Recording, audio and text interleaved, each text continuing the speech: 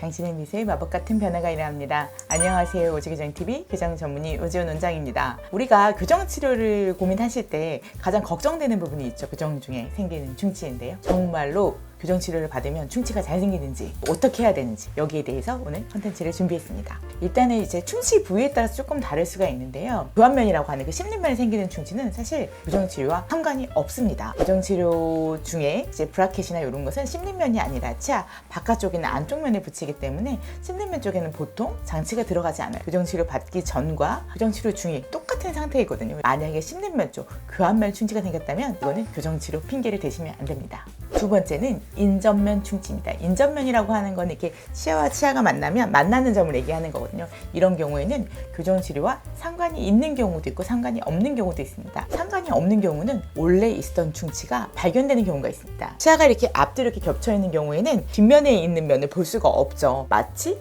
다리 뒷면처럼 치아를 교정 치료하면서 이렇게 펴게 되면은 안 보이던 부분이 발견이 됩니다. 이 경우에 충치가 발견되는 경우가 있고요. 아니면 우리가 발치 교정 같은 거 하는 경우에는 치아가 촘촘히 있다가 하나 소구찌를 발치하고 나서 그 앞뒤 치아를 보면 그 만나는 면 쪽에 충치가 있는 경우가 있습니다. 이런 경우들은 교정 치료로 충치가 생겼다기보다는 교정 치료로 충치가 발견되는 경우입니다. 하지만 인접면 충치 중에서도 교정 치료로 생기는 경우가 있는데 바로 음식물이 자주 끼는데 치실이나 이런 걸로 잘 빼주지 않고 방치하는 경우에는 충치가 생기기 쉽습니다. 우리가 교정 중에 생기는 충치 중에서 정말 교정 때문에 생기는 충치가 있는데요. 바로 그것은 치아 앞면에 생기는 충치입니다. 그 이유는 뭐냐면 일단 브라켓과 철사가 있으면 그 주변으로 프라그라고 해서 음식물 찌꺼기가 잘 쌓이게 됩니다. 매끈한 면보다는 울퉁불퉁한 홈이 있으면 음식물이 더 쌓이기가 쉽겠죠. 이 부위는 사실은 음식물이 쌓이기도 쉽지만 양치질을 할 때 칫솔이 잘 도달하기도 어렵습니다. 칫솔은 부드러운 칫솔로 그 브라켓 그 경계 부위를 잘 닦아주는 게 굉장히 중요합니다.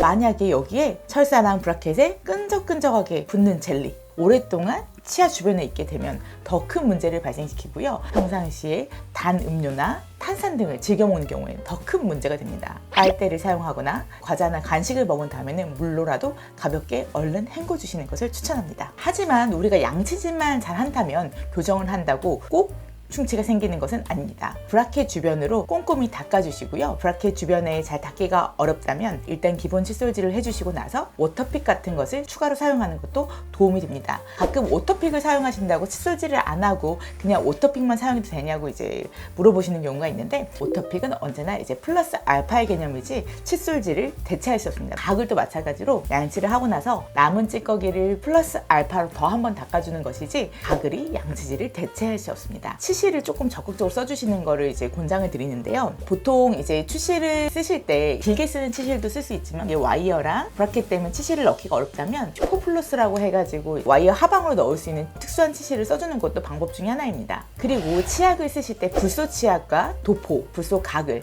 주기적으로 해주는 거 이걸 추천을 드립니다. 불소는 치아와 결합을 해서 치아를 조금 더 단단하게 만들고 충치가 덜 생기게 하는 효과가 있는데요. 그래서 치약을 쓰실 때 고농도 불소를 써주시거나 아니면 주기적인 불소 가글 혹은 치과에서 불소 바니쉬를 발라서 예방치료를 해주는 것도 충치를 예방하는 데 도움이 됩니다.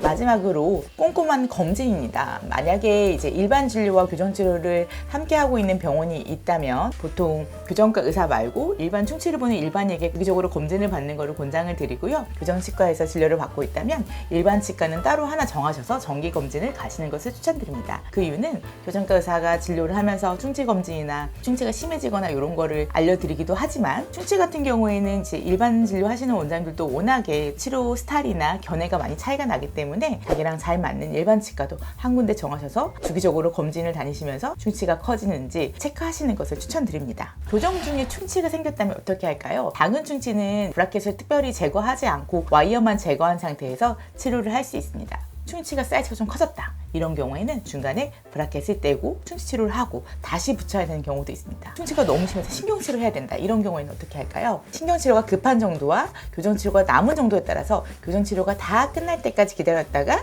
신경치료를 하고 보철을 씌우는 경우도 있고요. 아니면 중간에 잠시 그 치아만 이동을 멈추고 신경치료를 하고 다시 브라켓을 붙여서 치료를 마무리하기도 합니다. 그래서 만약에 충치가 생겨서 치료가 필요한 경우에는 충치 치료하시는 원장님과 교정치료하는 원장님과 상의하에 치료의 순서와 급함 정도를 결정을 하게 됩니다. 오늘은 충치가 교정 중에 정말로 잘 생기는지 그리고 어느 부위에 잘 생기는지 어떻게 어떻게 관리하고 치료를 해야 되는지 여기에 대해 설명을 드렸습니다. 꼼꼼하게 양치를 잘 하셔서 이제 교정 중에 충치 없이 좋은 결과 얻으시길 바라겠습니다. 궁금하신 점 있으시면 또 댓글 달아주세요. 감사합니다.